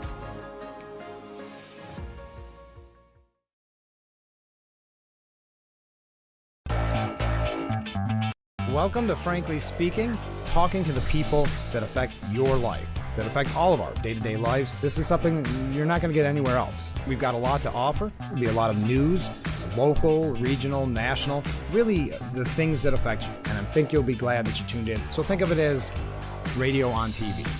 Frankly Speaking, live, 2 hours long, starting at 6 a.m. on WYDC TV Big Fox. This is history.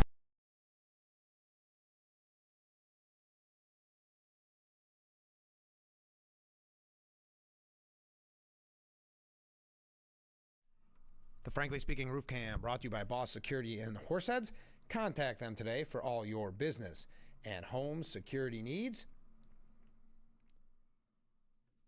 Welcome back to Frankly Speaking here on WYDC TV Big Fox. I'm your host, Frank Acom. We are broadcasting from the Hesselson studio here on Marcus Street in Corning. And in that studio, we have some very special guests. I would hope that you introduce yourselves. Who wants to go first? You go first. I'm Joe Barlow with Crystal Chords. I'm Charlotte Houghton with Noteworthy. And I'm Blake Houghton, and I'm with Mark Twain Chorus. Great. Well, tell us about this. This is very exciting. We've been talking about it on the show. Happy Together, a cappella style, your big event coming up on March 29th. Yeah, we're so excited because we love singing with the Mark Twain Chorus. We do it every year for our annual show. And this year we're at Horseheads High School, which is different, and they have a beautiful facility and really professional sound and lighting, so I think it's going to be really nice from a technical standpoint. But we're so excited about our guests that we're having. Yeah. We have the Roulette Quartet coming down to do a long set with us, and they are international quartet champions. Oh, wow. Fabulous musicians. We also have a new quartet. Charlotte came to some of our rehearsals and at Crystal Chords and went back and formed her own quartet with some of her schoolmates. Wow.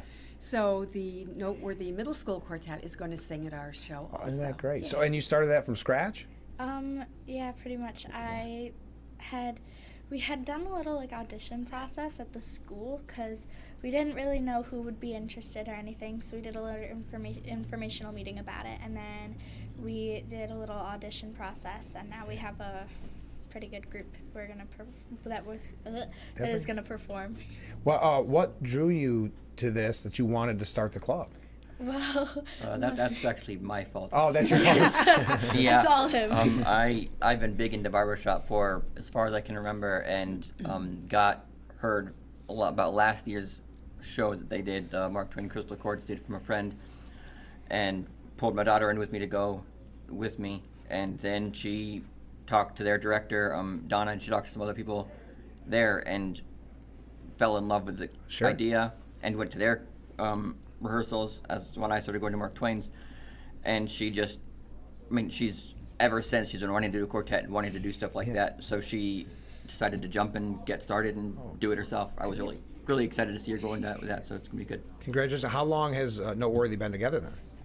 Since September, October, the beginning of the school year. And now, so September, October, what does it feel like to now play with Mark Twain Chorus, Crystal Chords?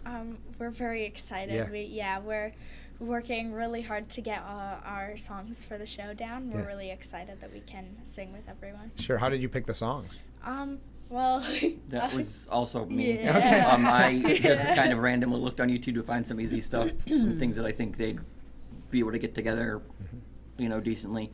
Weren't too hard, weren't too boring, simple, and find some things that I think they'd have fun with. So, picked a couple that way. And how long have you been practicing for this show? Once or twice a week since the beginning of the school year. Yeah. Are you nervous as it approaches? Definitely. Yeah. Most definitely, yes. Very. Now, you mentioned there's quite a few groups involved, Joe. You mentioned Roulette. Where are they from specifically? They're from way up north in New York State. Oh, okay. And they're pretty much known everywhere because many of the members have been quartet champions before, and then they formed this new quartet, and now they're champions, so they're pretty fabulous. And kind of piggybacking what I was saying earlier, what was it? Obviously, she starts Noteworthy.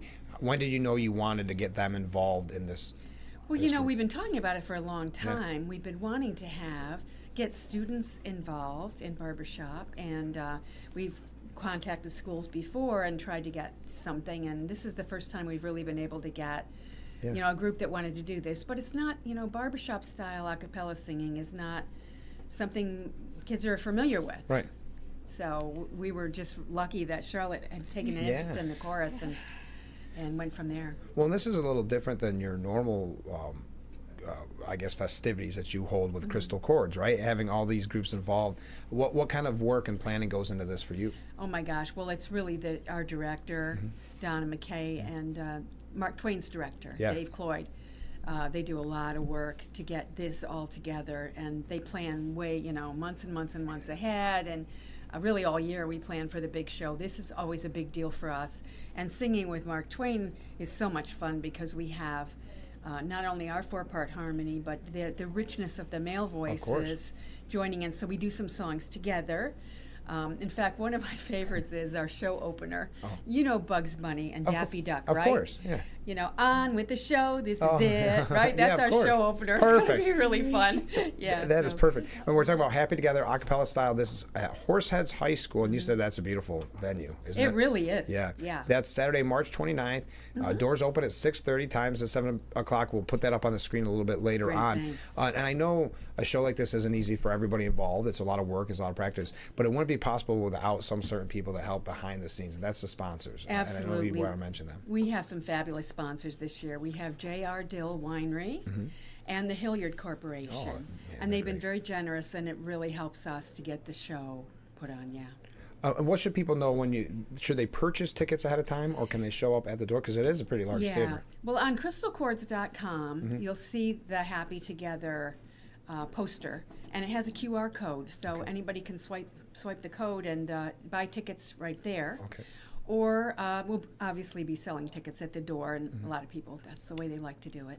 Okay, my last question before we go, I'm asking you specifically, what should everybody know about the Happy Together a cappella style coming up on March 29th? That it's on March 29th. Perfect. You should be there.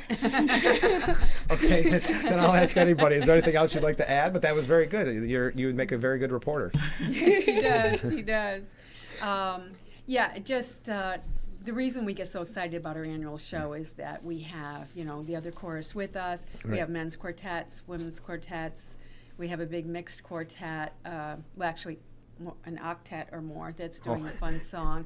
And also the song "Happy Together" by the Turtles. Of You'll course. remember, Yeah, of right? course, Everybody yeah. remembers that. Is just so fun to sing together, and that's one of the ones we do together. So.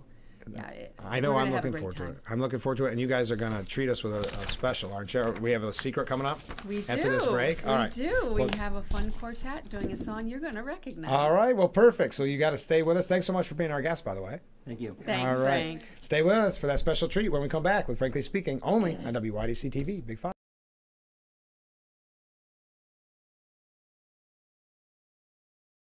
Every year, millions fly with us at Allegiant because together, we go places. We see old friends and try new things. We laugh. We really like to laugh. And reconnect. We remember. And we wander, which leads to wonder. From how we go to where we go to what we do when we get there, we go further together. For home security, you get more from Vivint than anyone else. Forbes ranks Vivint as the best overall home security company. Call now to get free professional installation, $200 off your initial order, and 0% APR financing for up to 60 months. Plus, you get Vivint's superior customer service, and 24/7 professional monitoring is as little as $1 a day. Don't take chances with your family's safety. Call Vivint now. 800-538-6404. Anywhere can record crimes as they happen, and we're going to watch them right here. He just took his car.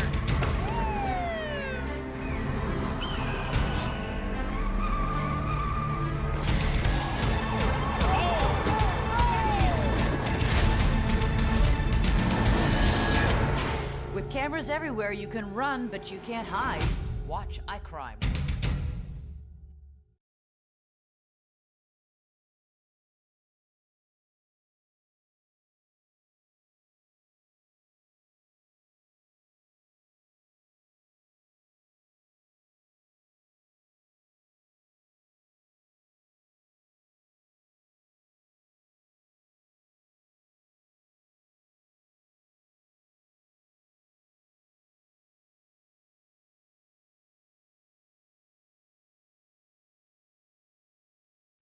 The Frankly Speaking Roof Cam brought to you by Boss Security and Horseheads. Contact them today for all your business and home security needs. Welcome back to Frankly Speaking here on WYDC TV. Big Fox, as we promised, here is our special treat. Take it away, guys. Pass me by one summer day, flash those big brown eyes my way, and oh, I want to do forevermore.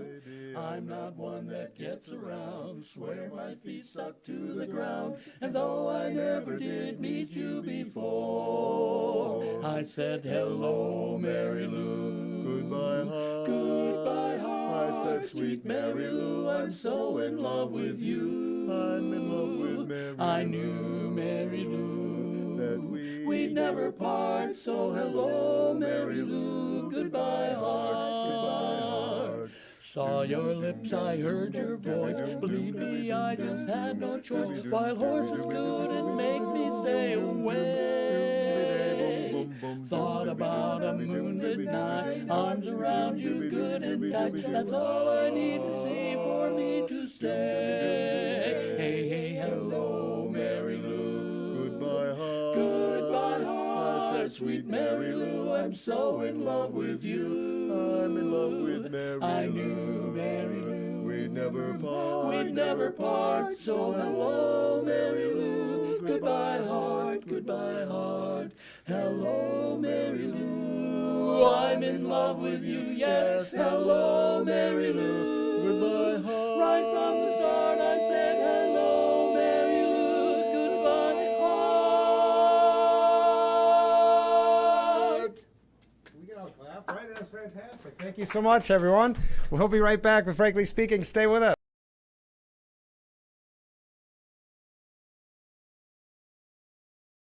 Did you know that African Americans experience chronic kidney disease at a rate that's 25% higher than white Americans? And we're almost 4 times more likely to develop kidney failure.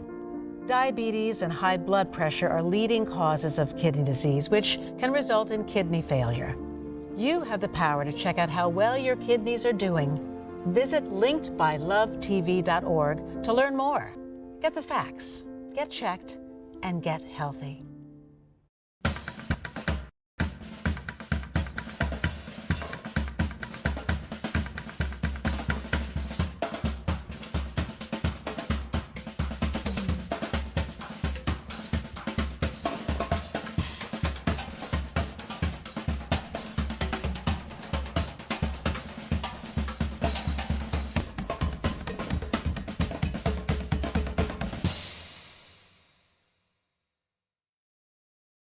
It's a new season of Sherry.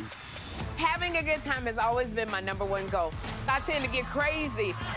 At my age, I should not be jumping up and down like that. And if you don't know what I mean, ask your mama.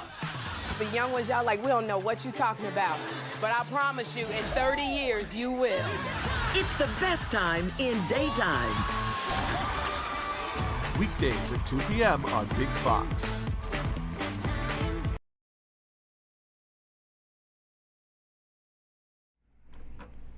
The Frankly Speaking Roof Cam brought to you by Boss Security and Horseheads. Contact them today for all your business and home security needs. Welcome back as we are broadcasting live from the Hesselson studio here on Market Street in Corning. Thank you so much to Staff Meeting. That was the name of the group.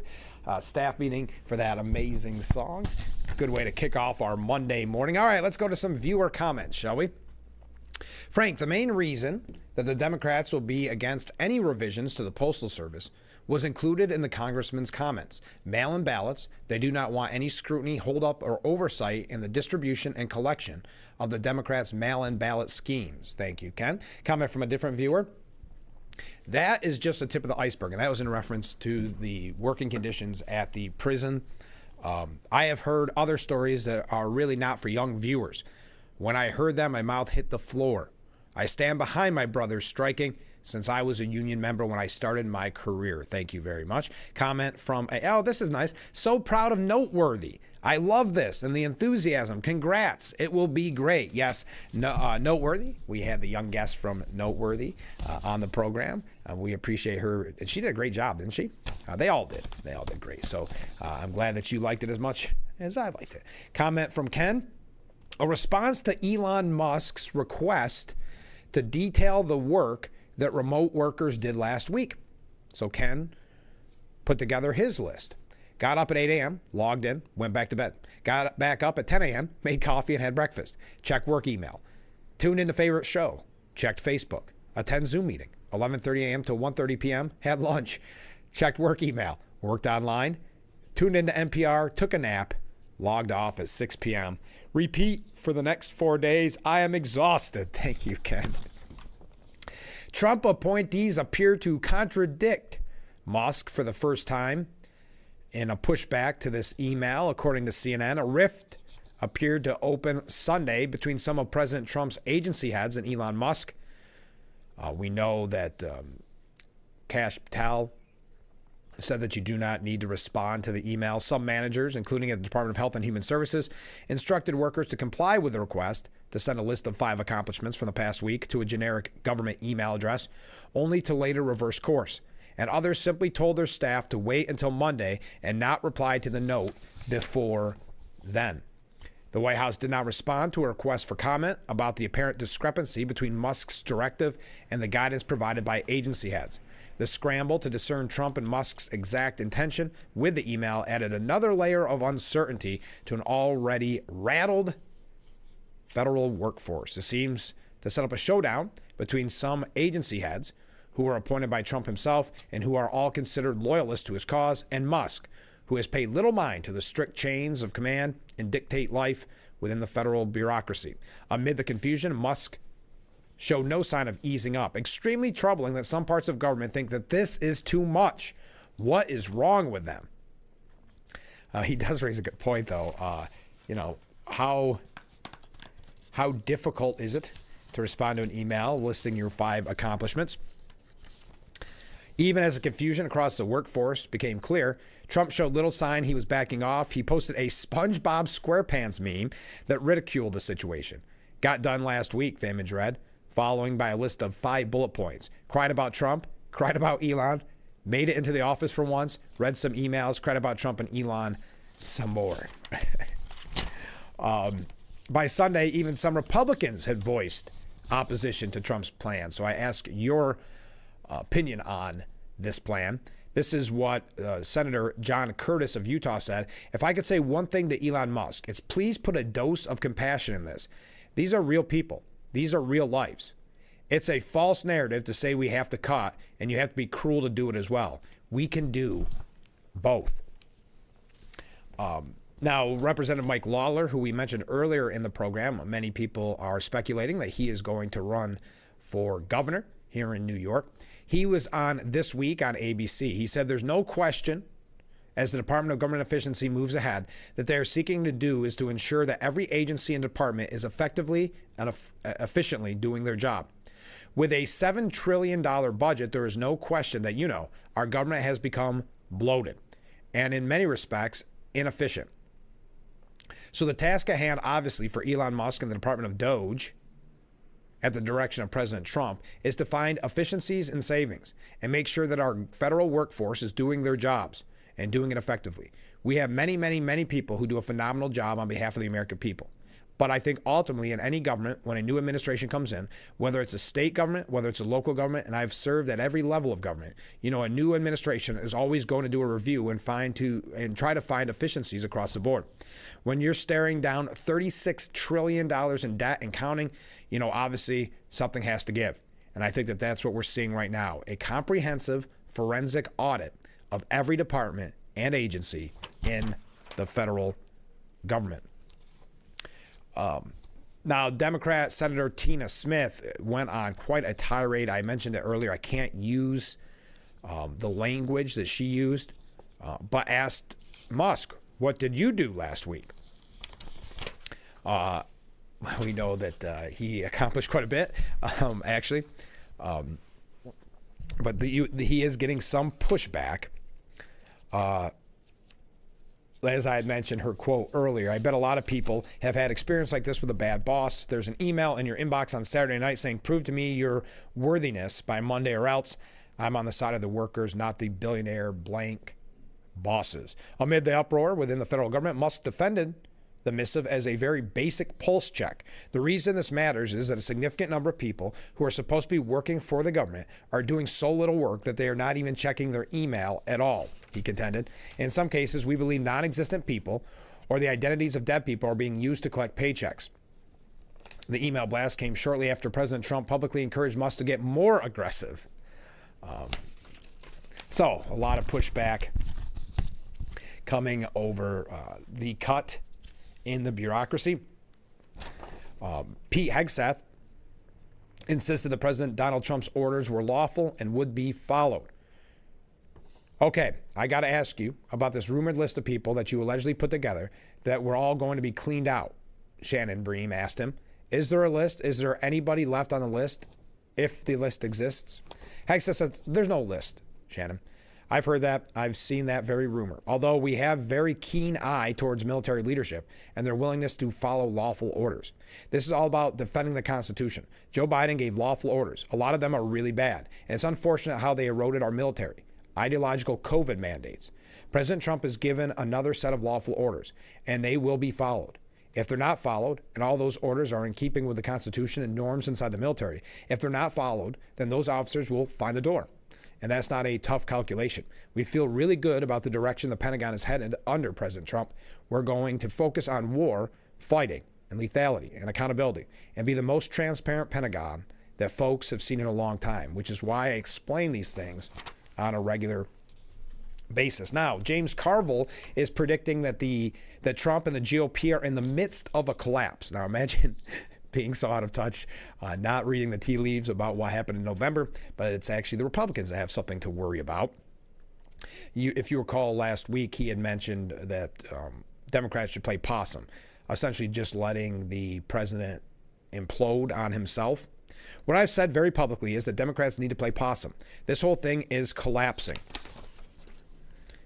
His wild prediction comes mere months after Trump became the first Republican to win the popular vote in a presidential election in 2 decades, making gains in more than 90% of U.S. counties.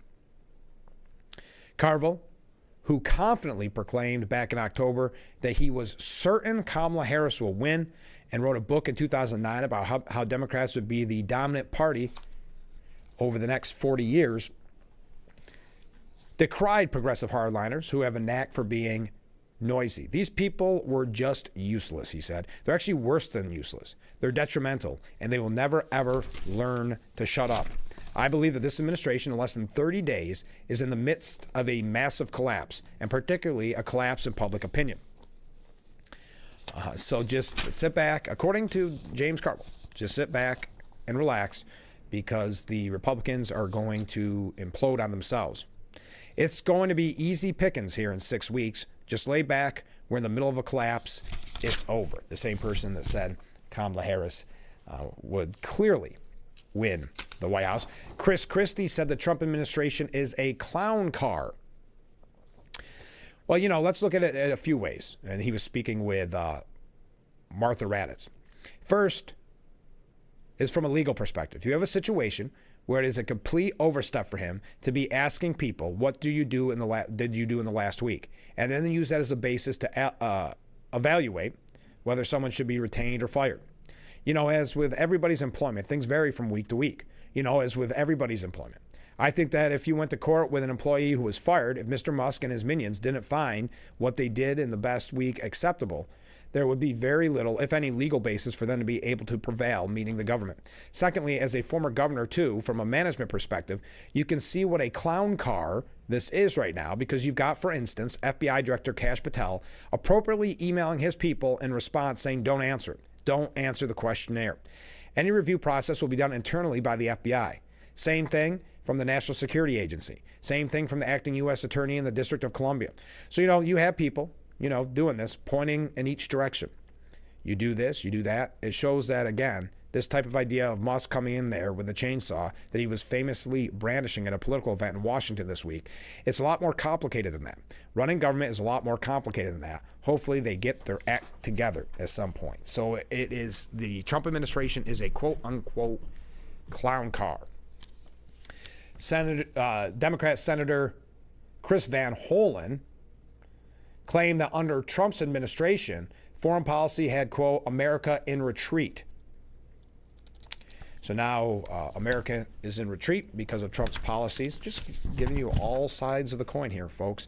Jane Fonda on yesterday's broadcast of the SAG Awards highlighted, I think, why many people ended up voting Republican in November. She said, what we actors create is empathy. Our job is to understand another human being so profoundly that we can touch their souls. And make no mistake, empathy is not weak or woke, By the way, woke just means you give a darn about other people. A whole lot of people are going to be really hurt by what is happening. Even if you're of a different political persuasion, we need to not judge, but listen from our hearts. I'm a big believer in unions. They have our backs. They bring us into community, and they give us power. Community means power. And this is really important right now when workers' power has been attacked and community is being weakened. I made my first move in 1958. It was at the tail end of McCarthyism, when so many careers were destroyed. Today, it's helpful to remember, though, that Hollywood resisted.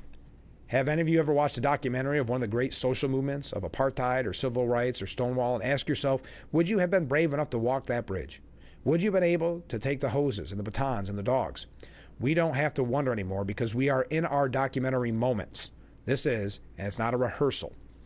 We mustn't for a moment kid ourselves about what is happening. This is big time serious, folks. Let's be brave. We must not isolate. We must stay in community. We must help the vulnerable. We must find ways to project an inspiring vision of the future. Very kind of full of ourselves on what an actor's job is. But we got to take a short break. We're going to read some comments and wrap up today's edition of Frankly Speaking. So stay with us. We'll be right back after this. Your tap water is delicious. I know, right? It's this Culligan Smart drinking water system. What do you think is going on in there? I'm smelling a touch of chlorine.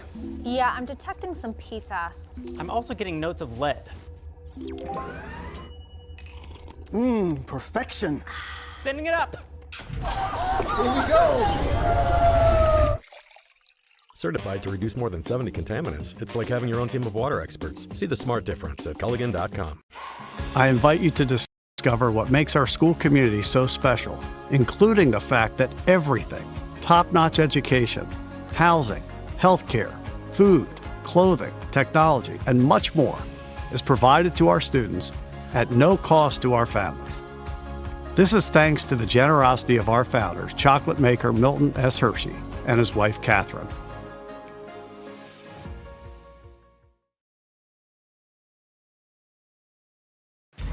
Anyone, anywhere can record crimes as they happen, and we're going to watch them right here. He just took his car.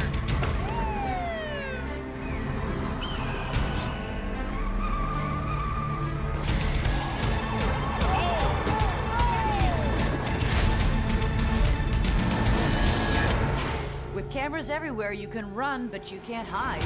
Watch iCrime. The Frankly Speaking Roof Cam brought to you by Boss Security in Horseheads. Contact them today for all your business and home security needs. Welcome back as we broadcast live from the Hesselson studio here on Market Street in Corning. Comments from viewer Mark writes in, it's pretty hard to list 5 things you have done at work when you have only done laundry, cleaning, and watching Joey. Thank you very much. Fred writes in, nobody will read or reply to tens of thousands of emails. They wrote some code that will produce a list of emails sent without replies. Then check the list for people who do not have a pulse. Comment from a different viewer. I appreciate humor, but in my opinion, theatrics have taken over and everyone tries to outdo themselves with their wit and cutesy skits while our country has major problems. And those are only distractions to keep our focus elsewhere. I, for one, would like to see it tapering off. Thank you very much. Hakeem Jeffries, who there has been some criticism of him after the election, a little bit more of a focus on him. I think, well, I'll let you be the judge, but he was very heavy-handed in trying to push for the delay in that special election here in New York. He said on Sunday that President Trump is trying to disorient by talking about a third term and being a king. Donald Trump made repeated comments this week about possibly serving a third term, calling himself a king in a social media post. Do you take that seriously, or do you think he's just trolling people, trying to get them upset, asked Jake Tapper. Jeffrey said, the president is intentionally unleashing extremism and outrageous things on the American people to try to disorient everyday Americans. Donald Trump is not a king. We will never bend the knee, not now, not ever, and we'll continue to point out that he's focused on the wrong things. Comment from another viewer. Let me see if I can read this live. Last week, James Carville was advising Democrats to just stand there. They tend to take the wrong side of every issue, so do nothing is their best choice. Stand down and let them self-destruct is his message this week. Yeah, you're right, Fred. I agree. Maureen Dowd wrote, how am I doing on time? I don't want to run late. Here we go. Wrote, fail Caesar. And went on to write about a 4 or 5 page article about all of the troubles that Trump has wrought. Many who hope to tune out Trump this time realize they don't have that luxury. It's far more dangerous now. There are frightening moments when our 236-year-old institutions don't look up to the challenge. With flaccid Democrats and craven Republicans, King Donald can pretty much do whatever he wants to whomever he wants. And many people are upset at what seems to be a lack of push by the Democrats to go after Trump as they did back in 2017. But Cory Booker said he's proud that there is a movement growing to stop Trump. I sit with 46 other Senate Democrats, and they are united in this fight, working with state attorney generals, working with governors, and working with the greater American population to stop Donald Trump from violating the Constitution, being the separation of powers, violating civil service laws, and many other things they're doing. The reason we're winning case after case in front of Republican judges and Democrat-appointed judges is because what Donald Trump is doing is illegal, and it has to be stopped. I'm proud to see a movement growing to stop Donald Trump from doing destructive things, hurting Americans. Some of our Democrats support shuttering down the government to protest his policies. Now, Kamala Harris at the NAACP Image Awards said, some see the flames on our horizon, the rising waters in our cities, the shadows gathering over our democracy, and ask, what do we do now?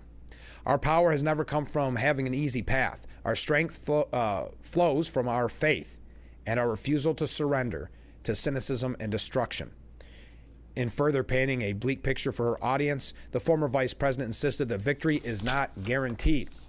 While we have no illusions about what we are up against in the chapter in our American history, the chapter will be written, not simply by whoever occupies the White House, nor by the wealthiest among us. The American story will be written by you, written by us, by we, the people. She did get mocked for winning that award, some calling it a participation trophy. Accepting awards like she's done something we're celebrating is just a joke, said one ex-user. The NAACP Image Awards are all about flashing lights and not real accomplishments. Oh, by the way, when it comes to the Democrat Party, this is interesting. According to Front Office Sports, left-wing sports commentator Stephen A. Smith is leading in the 2028 Democrat nomination contest. Smith, who has lately become a sharp critic of the Democrat Party and its massive failures, is now being weighted as equally worthy as Democrats, including former Biden Treasury Secretary Pete Buttigieg, New York Representative AOC, and hardcore left-wing Michigan Governor Gretchen Whitmer. Currently, only California's Governor Gavin Newsom, Pennsylvania Governor Josh Shapiro, and Maryland Governor Wes Moore have better odds than Smith. So he's right there at the forefront. All right, we are out of time for today's edition of Frankly Speaking. Oh, by the way, the Philadelphia Eagles made a decision. They're not going to visit the White House and get that picture with Trump that has become something Super Bowl champions normally do. Just passing that along to you. Thank you for all the comments. Thank you for all the waves. And we will be back tomorrow morning, bright and early. So I hope that you'll join us. Oh, tomorrow morning, Sheriff Jim Allard is going to be our guest. Steuben County Sheriff Jim Allard. So don't miss that. Have a great day, everyone. And we'll be back tomorrow morning starting at 6 a.m. for Frankly Speaking, only on WYDC TV, Big Fox. We will see you tomorrow morning, bright and early. I look forward to it already.